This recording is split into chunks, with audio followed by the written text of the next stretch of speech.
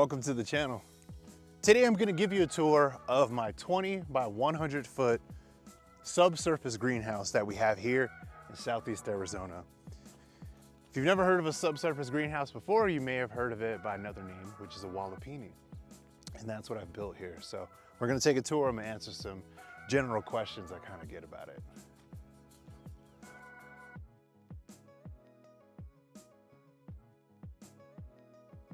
So we'll head inside in a bit, but for right now, I just kind of want to talk about some outside facts. So like I said, it's 20 by 100 feet, 20 feet wide by 100 feet long. We are in the high desert of Southeast Arizona. So we get mild summers, mild winters, and we sit at an elevation of about 4,100 feet above sea level.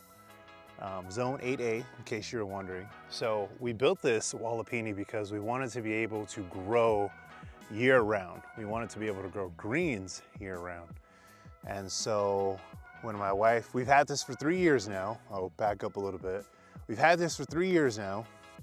I built this by myself because at the time my wife was pregnant with our fourth child.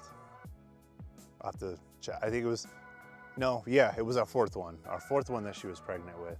So I had no choice. I didn't want to build it by myself, but I had to. So it was actually one of the first DIY projects I did when we got this farm, when we got settled on the land. It was one of the first things I built. So we'll take a tour inside and I'll answer some more questions that I commonly get about it. So first, how do you get in? So you get in mine from the back here. As you can see, it's a very makeshift, very DIY, but it works. Like I said, we've had it for 3 years. It's paid for itself multiple times over, and it still works just good. So why fix something if it's not broken? Very makeshift, but we'll head in. And you head in and you step down a little bit, and yeah, here you are. So the number one question we always get is, does it flood? You know, for this thing to flood, it would require a hell of a lot of water. And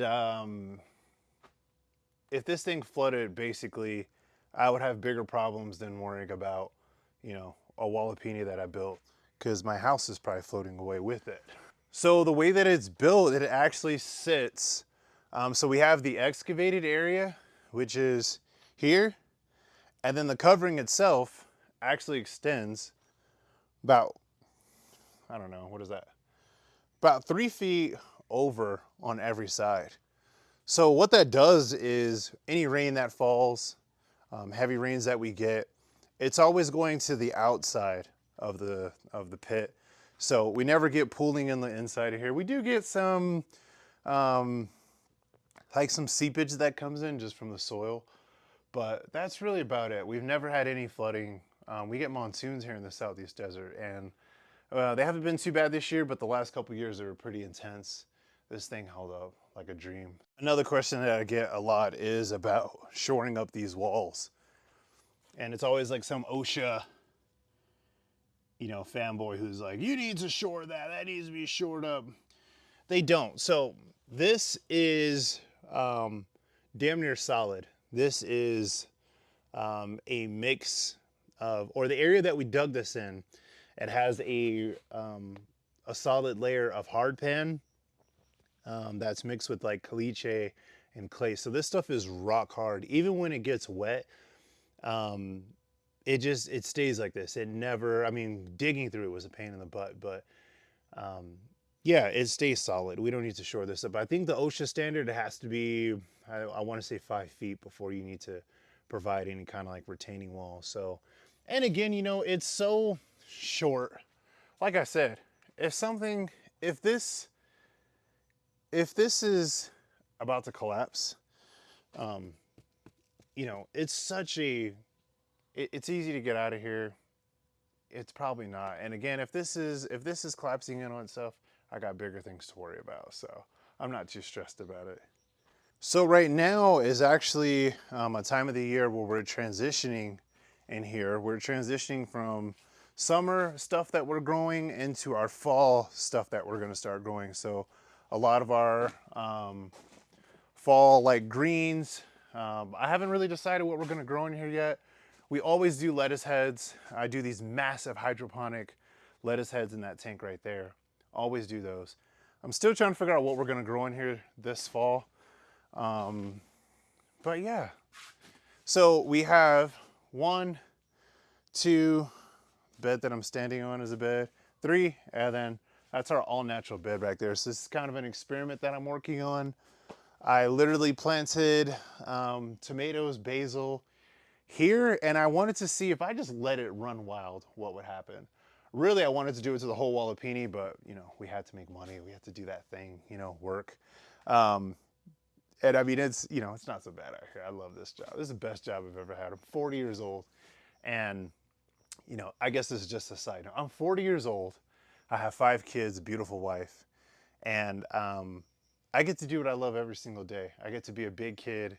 I get to be a, you know, somewhat not that hard-headed husband every now and then. It's awesome. I wouldn't trade this for anything. So, yeah, it has its days. It's hard. It's hard work physically, but it's the best. So anyway, I wanted to see if I just let things go wild, what would happen. And this is what's kind of started to happen. It's just literally kind of running wild. So one of these days I will have to figure out what's going on over there. But we have typically 4 beds that we grow product on. So yeah. Another question we get is, do we have any pests? Yes. They're weird pests, but we get them. So we get these massive desert toads that come in here. So year round, this thing holds a lot of moisture. So the toads that are living in the area, they sense that. And so they'll move in, and every now and then I'll have like a toad that's literally about that big that I kind of have to relocate to a different, more moist part of the land. So toads, and never had an issue with snakes. There was a baby rattler that I had that got in on, it was actually hiding out under one of the evap coolers that we have hooked up to it. But that was it. It wasn't like a pest. It wasn't that bad. We relocated it and it was gone. Never seen anything after that. And then the next biggest one, which is the one I worry about the most, is voles. I didn't think, when I built this, I didn't think that voles would, I didn't know that they burrowed so deep. So I've had 2 so far. I've had 2 voles dig their way down into the ground and actually dig underneath and get underneath one of my beds. The reason why that's a worry for me is because that is how you would get flooding, you know?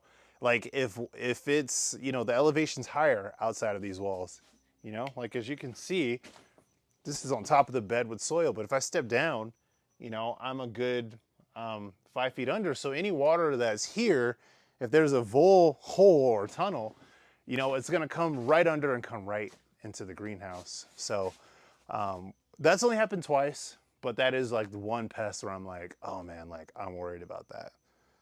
So yeah, let's move on. So how do we moderate the temperature in here? Now, having it being sunken into the ground does help a little bit. And the summer though is kind of like where it really gets tricky.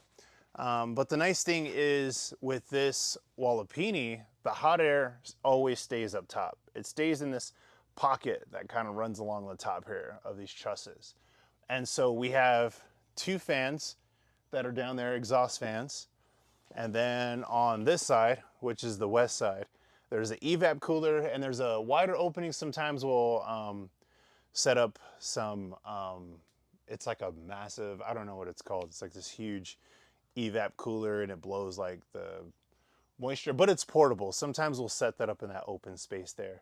So in the summers, when it gets really hot in here, all we have to do really is vent that air and it creates a natural suction and it sucks in the cooler air that's on the desert ground and it brings that in and it kind of helps moderate the temperature a little better than us just, you know, constantly trying to like dump some type of energy. And also the shade cloths help too. So on a really hot day, it'll be 120 up top. So it'll be 120 up here. And then ground level, which is, you know, kind of like where I'm at, where I'm sitting now, it'll be about like 90. And then soil, when you start checking your soil temperatures, and typically in the summer we like to keep the ground wet, you're getting down into the 70s, down into the 60s, which is perfect for any root system, for us to grow. So we do a lot of some of the things that I've been able to grow in here during the summer, which is amazing. I've been able to do romaine, which is unheard of. It requires a lot of work, but I've been able to do it. Um, we do like a spring mix in here that does really well in the summer because they're the only people in this area that are able to do that during the summer. But yeah, that's how we kind of manage the temperature, and that allows us to pretty much grow year round. In the winters, the coldest it will get in here, it will never and this is so how our winters are. We don't really get wet winters. We get rainy kind of winters. And we'll get these deep freezes. So on the days that we get deep freezes, and typically that happens anywhere from like 12 midnight on up until like 5 a.m. in the morning. That's when like the deep freeze will kick in. It'll drop to about 20 degrees outside. And here, the lowest I've ever measured it with one of those deep freezes was 40 degrees.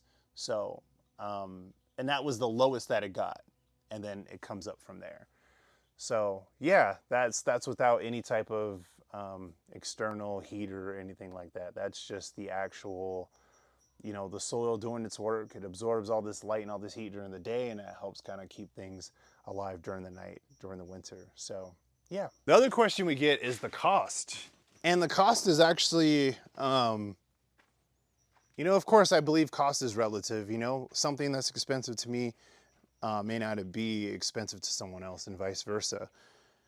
But for me, when I built this, cost was, not relative. Cost mattered.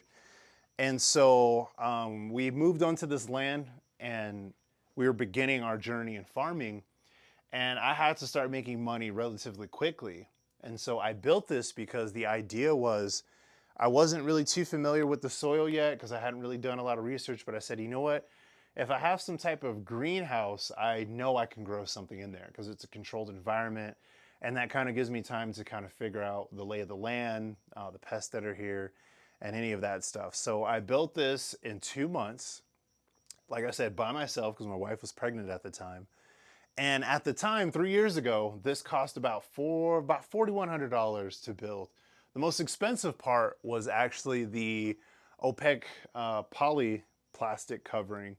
That was, I want to say that was like 1,700, but with the shipping, because we're rural, it added, an extra like few $100 to that. But yeah, all in all, it was about, about 4,500. I'll say 4,500. That's a more safer number to put it at.